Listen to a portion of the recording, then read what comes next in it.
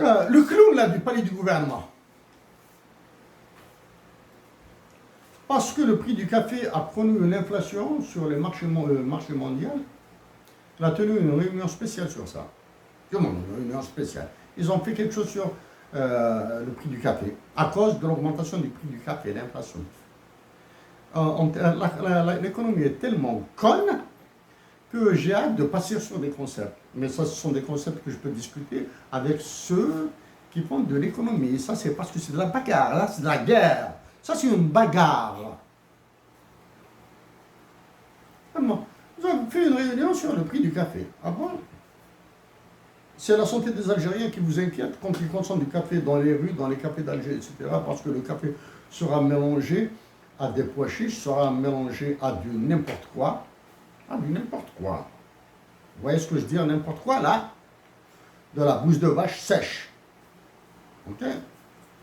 Le café.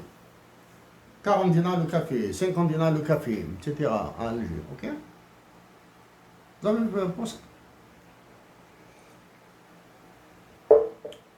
Vous a-t-il été dit que la météo, que la température se vend? La température, le nombre de degrés Celsius se vendent.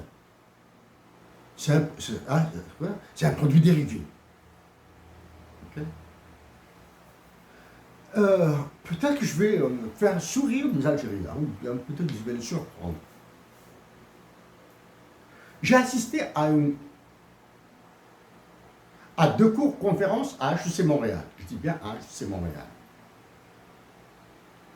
Conférence internationale, sous forme de cours, donné à HEC Montréal.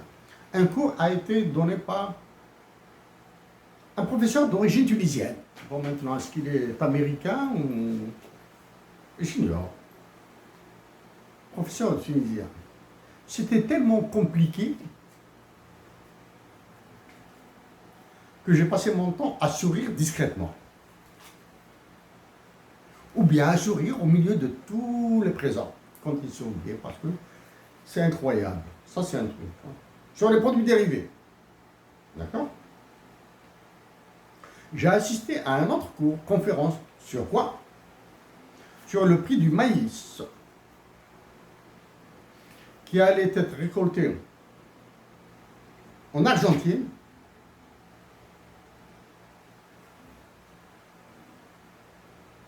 qui sera revendu sur le marché de Londres, Commodities et de Chicago.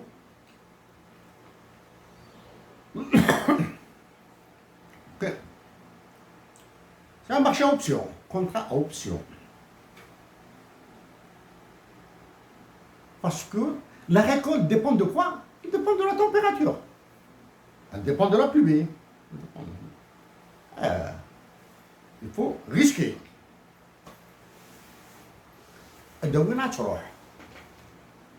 Est-ce que cela se fait en Algérie actuellement?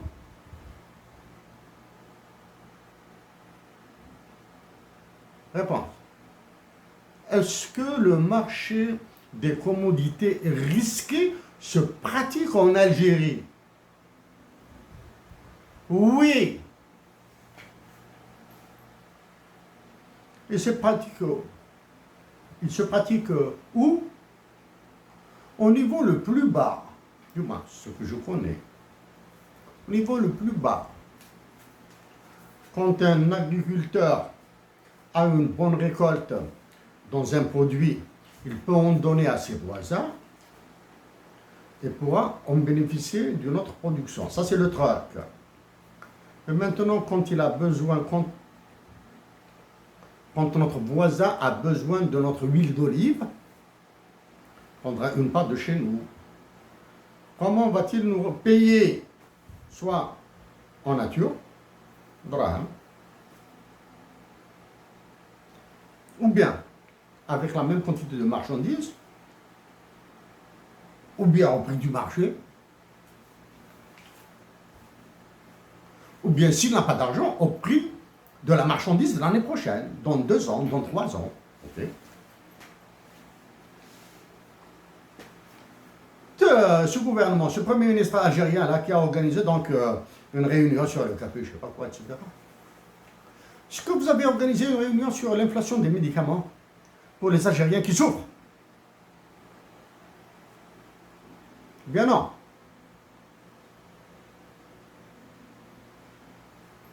Avez-vous organisé une réunion sur l'inflation des monnaies internationales par rapport au dinar? Ah oui. Les monnaies internationales ont augmenté, la valeur des monnaies internationales ont augmenté par rapport à celle du dinar. Marché d'échange. Ok.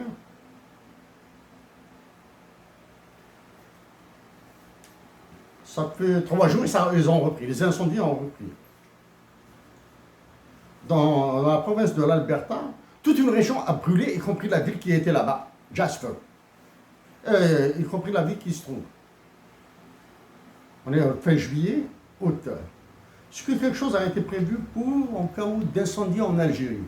Ça, je rappelle qu'après les incendies qui ont frappé toute l'Algérie il y a 2 ans de cela, j'ai fait un programme de relance. Un recovery program après les incendies. Certains m'ont ri. Okay? C'est un programme, je l'ai présenté, vous cherchez, hein, vraiment précoce après incendie, quelque chose comme ça. Recovery after arson, quelque chose comme ça. Hein. Sur YouTube, hein, il existe. Hein. C'est un travail que j'ai fait avec mon ancien professeur de management à HEC Montréal, M. Laurent Duchâtel. Okay.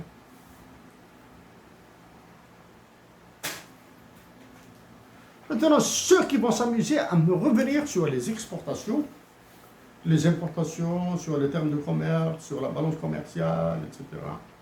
La balance du compte courant. La balance du compte courant, c'est juste les biens et les services. Celle des capitaux, hein, la balance des capitaux.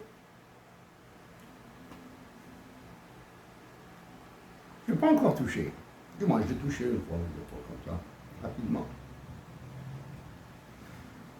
Celui qui a donné, qui a remis le meilleur prix, un prix au meilleur exportateur algérien, posez la question dans votre entourage, aux personnes qui pourraient vous donner des indications sur ce que fait the Observatory of Economic Complexity.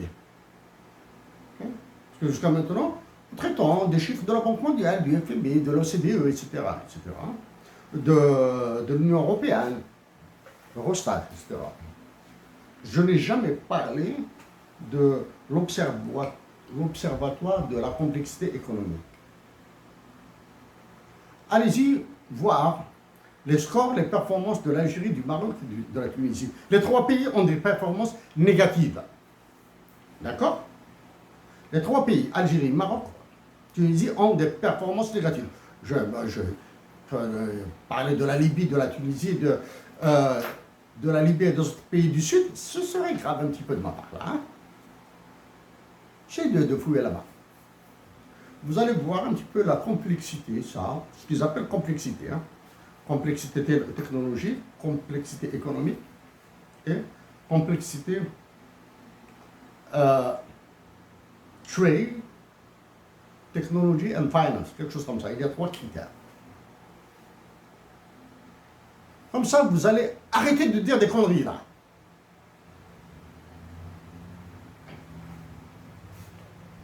Non, ça c'est le côté, la guerre du Sud, la partition de l'Algérie. Hein. Et sur les exportations, les importations, le prix du café, etc. etc. Donc, autre chose.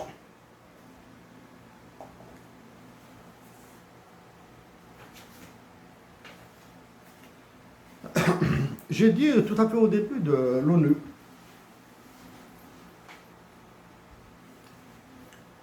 savez-vous, j'ai travaillé sur l'ONU, sur le Conseil de sécurité de l'ONU et d'autres organismes. Je suis parti à l'ONU, du moins c'est de l'ONU, à New York. J'ai écrit quelques lettres au secrétaire général de l'ONU, j'ai contacté le directeur du PNUD, j'ai raté un emploi, du moins, j'ai raté des autres. des entretiens d'emploi à New York pour mon pressbook, à cause de mon pressbook. À l'époque, j'écrivais pour le Centre de recherche sur la mondialisation. Ça. Maintenant, qui est entré en jeu? C'est la secrétaire générale adjointe de l'ONU, qui est une Africaine. C'est-à-dire, c'est elle qu'on envoie en Afrique pour demander aux Africains donc, de se taire. De se taire. Okay. C'est-à-dire, ils ont de se taire, c'est-à-dire d'accepter leur sort. C'est-à-dire accepter de devenir des esclaves.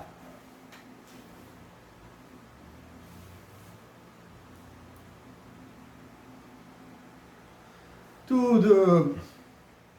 the Deputy or Secretary General of the United Nations Organization. Nice lady. Why are you killing African populations? Why are you participating in murdering the African nations? What are you doing for peace in Western Sahara, in Libya, in Sudan, in Chad, in Somalia, in Eritrea, in Algeria, in Niger, in Mali? What are you doing for stopping the human trafficking in Africa?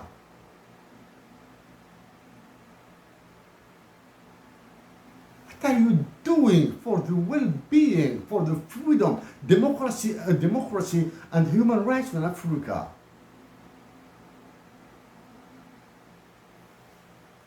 L'Algérie, chers compatriotes, je l'ai dit et je le répète, ensemble, si je suis élu président de la République, nous allons souffrir. Nous allons souffrir. Okay? En redevenant plus productifs, moins fainéants, en redevenant plus honnêtes, et en sécurisant l'Algérie. L'Algérie, elle est prise par les mafias, là. Quand c'est une mafia, c'est une mafia. Quand il est difficile à des jeunes délinquants de s'intégrer dans les mafias, ils constituent leur gang. Je connais les gangs à Alger, non? J'ai vécu à Alger, non? Je les connais. Chers compatriotes d'Algérie, ayez l'intelligence de la paix. Maintenant, en général, à mes sœurs et frères du Maroc, du Sahara occidental, de Mauritanie, de Mali, du Niger, du Tchad, de la Tunisie, de la Libye, du Burkina Faso, chers compatriotes, ayons d'abord l'intelligence de la paix. Arrêtez de mourir pour les autres. Vivez pour les vôtres. Ayons l'intelligence de dire à ceux qui nous dirigent, qui dirigent nos pays, que ce soit élus ou non élus, mais pour les élus, merci de m'en donner un exemple, de recouvrer leur dignité, sinon qu'ils partent.